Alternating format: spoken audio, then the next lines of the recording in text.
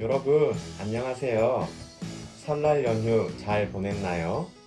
너무 잘 쉬어서 아직 피곤한 친구들도 있을 것 같은데요. 하나님을 예배하는 이 시간, 하나님께 집중하는 우리 모두가 되기를 바랍니다. 혹시 성경책을 챙기지 못한 친구가 있다면 얼른 성경책을 가지고 오세요. 이제 하나님께 기도하고 하나님을 찬양할 건데요. 기도할 때에는 두 손을 모으고 두 눈을 감고 마음을 모아 함께 기도하도록 하겠습니다. 살아계신 하나님, 설날을 잘 지내게 해주시고 하나님을 다시 예배할 수 있게 해주셔서 감사해요. 이 시간 하나님을 예배할 때 하나님을 기뻐하며 하나님께 감사할 수 있는 우리 모두가 되기를 기도해요. 우리의 온 마음을 하나님께 드릴 수 있도록 우리를 도와주세요. 하나님 사랑해요. 예수님의 이름으로 기도합니다. 아멘. 우리의 믿음을 사도신경으로 고백하도록 하겠습니다. 큰 목소리로 함께 고백합니다. 시작. 나는 전능하신 아버지 하나님, 천지의 창조주를 믿습니다. 나는 그의 유일하신 아들, 우리 주 예수 그리스도를 믿습니다.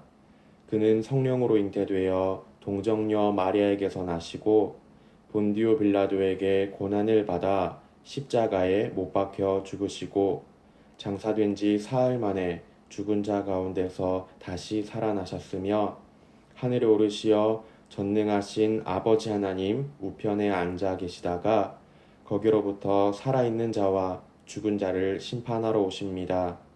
나는 성령을 믿으며 거룩한 공교회와 성도의 교제와 죄를 용서받는 것과 몸의 부활과 영생을 믿습니다.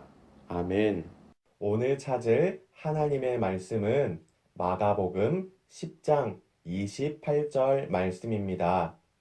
신약 성경의 두 번째 책인 마가복음 10장 28절 말씀은 목사님이 가진 성경으로 신약 성경 72페이지에 있습니다.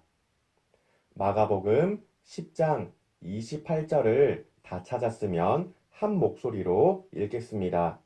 시작. 베드로가 여짜와 이르되 보소서 우리가 모든 것을 버리고 주를 따랐나이다. 아멘. 한 번만 더 읽어볼까요? 시작. 베드로가 여짜와 이르되 보소서 우리가 모든 것을 버리고 주를 따랐나이다. 아멘. 여러분, 만약에 지금 여러분이 아주 멀리 떠나야 한다면 그래서 내가 가진 것 중에 가장 소중한 물건 한 가지 또는 나에게 가장 소중한 사람 한 명만 데려갈 수 있다면 무엇을 가지고 누구를 데리고 갈 건가요? 머릿속으로 한번 생각해 볼까요? 여러분에게는 저마다 나에게 가장 소중한 물건, 나에게 가장 소중한 사람이 있을 거예요. 물론 우리 모두의 생각이 다 다르기 때문에 내가 소중하게 여기는 물건이 다르고 내가 소중하게 여기는 사람이 다 다르긴 하겠죠. 그런데요, 여러분, 만약에, 아주 만약에 여러분이 가장 소중하게 여기는 그 물건을 포기하라고 한다면 마음이 어떨 것 같나요? 만약에 여러분이 가장 소중하게 여기는 그 사람을 떠나보내야 한다면 기분이 어떨 것 같나요? 쉽지 않은 일이기 때문에 마음이 편하지는 않겠죠. 당장 그래야 한다면 더더욱 주저하며 망설이게 될 거예요. 오늘은 예수님을 찾아왔던 어떤 청년의 이야기를 들려주려고 해요.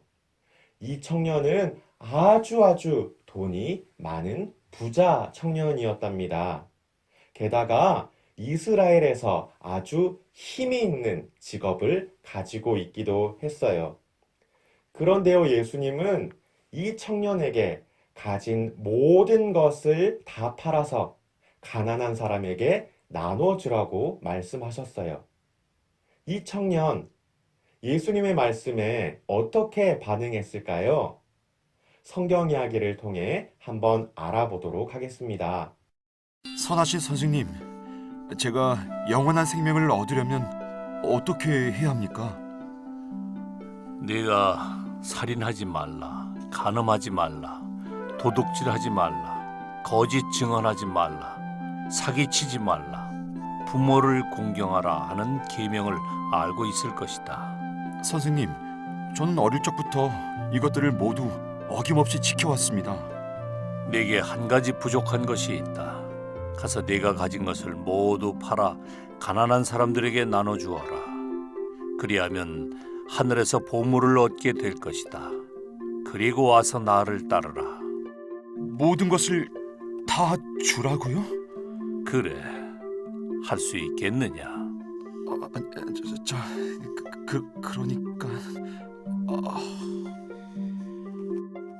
나처럼 큰 부자에게 모든 것을 팔아서 남을 도와주라니. 어쩌면 좋지?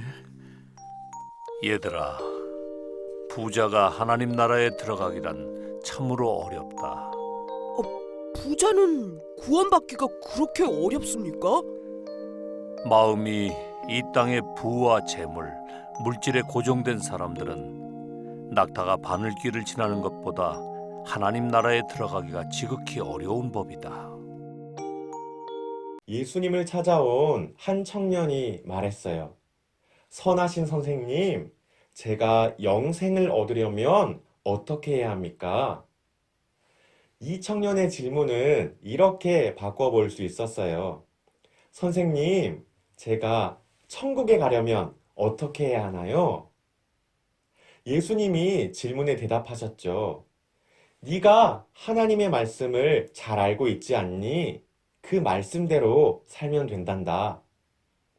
그런데 이 예수님의 대답을 들은 청년은 뭔가 실망스러웠어요. 왜냐하면 예수님 정도라면 뭔가 새롭고 신선한 대답을 해주실 줄 알았거든요. 게다가 부자 청년이 어릴 적부터 지켜왔던 것들을 예수님이 말씀하시는 것이었어요. 그래서 말했어요. 저는 어릴 적부터 다 지켜왔는데요. 그럴 때 예수님이 무엇이라고 말씀하셨나요? 너에게 부족한 한 가지가 있단다. 이 예수님의 말을 들은 청년, 속으로 이렇게 생각했을 거예요. 나에게 부족한 것이 있다고? 우와, 이제야 제대로 된 대답을 들을 수 있겠구나. 과연 그게 뭘까? 여러분, 이 청년에게 부족했던 그 한 가지가 무엇이었나요? 그렇죠. 예수님께서 말씀하셨어요. 내가 가진 모든 것을 다 팔아서 가난한 사람들에게 나눠주렴. 그리고 나를 따르렴. 이 말을 들은 부자 청년, 근심에 빠졌어요. 왜요? 아까우니까요. 부자 청년은 그래서 어떻게 했을까요? 가진 모든 것들을 팔아서 가난한 사람들에게 나누어 줬을까요? 아니었어요. 부자 청년은 집으로 돌아갔어요. 내가 가진 모든 것을 팔아야 한다고? 내가 가진 모든 것을 가난한 사람들을 위해 나눠줘야 한다고? 전부 다 포기하라고? 난 어떻게 해야 하지? 근심하면서 말이에요. 예수님의 곁에 서서 부자 청년의 모습을 본 베드로가 예수님께 말했어요. 오늘 말씀처럼요. 오늘 말씀 다시 한 번만 더 읽어볼까요? 마가복음 10장 28절 말씀을 한 번만 더 읽어보겠습니다. 시작. 베드로가 여짜와 이르되 보소서 우리가 모든 것을 버리고 주를 따랐나이다. 아멘. 베드로의 말이 무슨 뜻이었냐면요.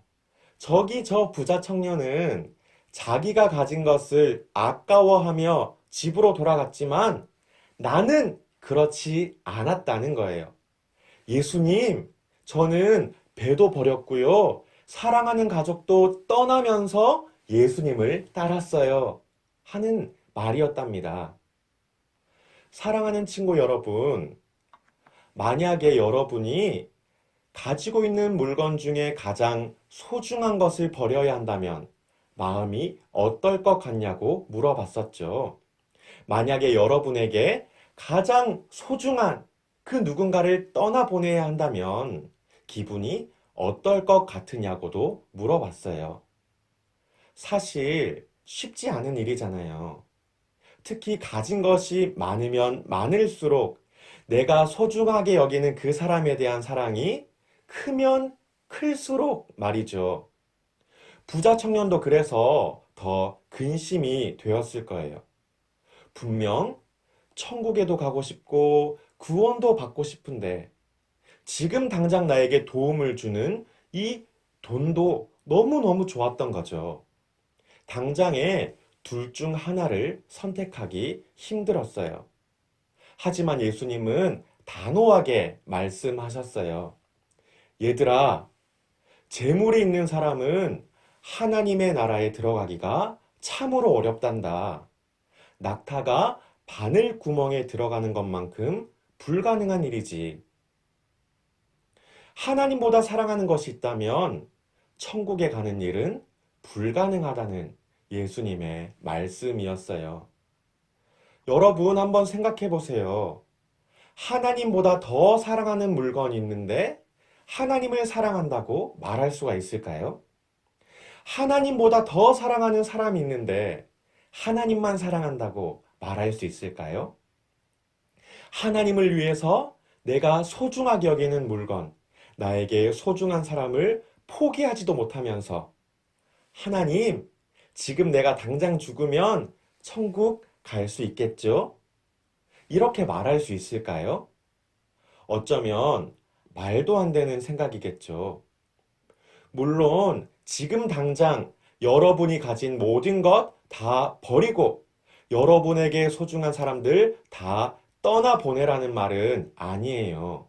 대신에 여러분에게 물어보고 싶어요. 여러분은 정말로 하나님을 사랑하나요? 혹시 하나님보다 더 사랑하는 물건, 더 사랑하는 사람이 있지는 않나요? 하나님이 아닌 다른 무언가를 사랑하고 있다면 하나님을 위해서 포기할 줄 아는 우리 모두가 되기를 바랍니다.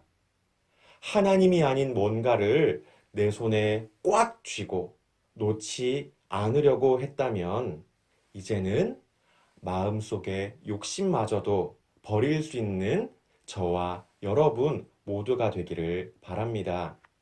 그래서 하나님이 너 그거 버리고 나를 따라오렴 말씀하실 때 부자 청년처럼 근심하며 집으로 돌아가는 것이 아니라 베드로처럼 알겠습니다.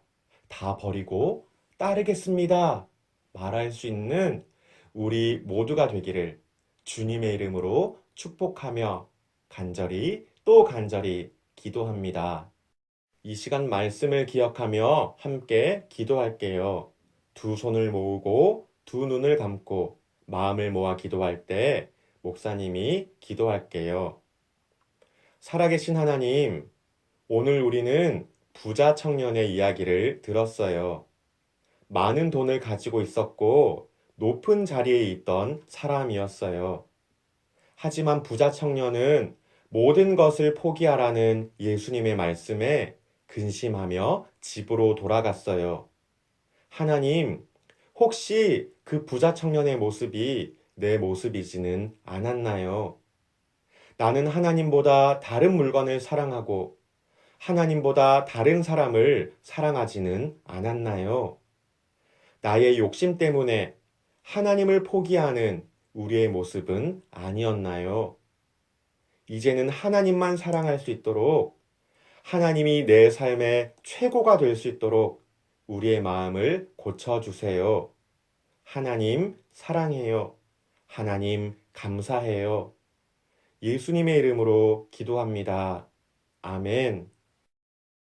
주님이 가르쳐 주신 기도로 함께 기도하도록 하겠습니다. 주기도문 함께 고백합니다. 시작. 하늘에 계신 우리 아버지, 아버지의 이름을 거룩하게 하시며 아버지의 나라가 오게 하시며 아버지의 뜻이 하늘에서와 같이 땅에서도 이루어지게 하소서. 오늘 우리에게 일용할 양식을 주시고 우리가 우리에게 잘못한 사람을 용서하여 준 것 같이 우리 죄를 용서하여 주시고 우리를 시험에 빠지지 않게 하시고 악에서 구하소서. 나라와 권능과 영광이 영원히 아버지의 것입니다. 아멘. 여러분 안녕하세요. 총무 선생님입니다. 함께 화면을 통해 광고를 보겠습니다. 오늘도 우리는 영상으로 예배를 드렸습니다. 우리가 다시 모여 예배할 날을 기대하며 같은 마음으로 기도해 주세요. 교회당에 모여 예배할 수 있게 되면 각 반 선생님을 통해 연락하도록 하겠습니다. 두 번째 광고입니다. 이사를 가고 이사를 오는 친구들이 있습니다. 이사를 가는 친구들은 언제, 어디로 이사를 가는지 꼭 알려주시고 주변에 이사를 온 친구가 있는데 함께 예배하고 싶다면 선생님께 연락해 주세요. 마지막 광고는 아동부에 해당하는 광고입니다. 다음 주일에 큐티 시상을 하려고 합니다. 1월에 한 번도 빠지지 않고 하나님의 말씀을 묵상한 28명의 친구들을 축복하면서 함께 선물도 전달하도록 하겠습니다. 그럼 한 주도 건강하게 잘 보내고 다음 주일에 다시 만나요. 안녕!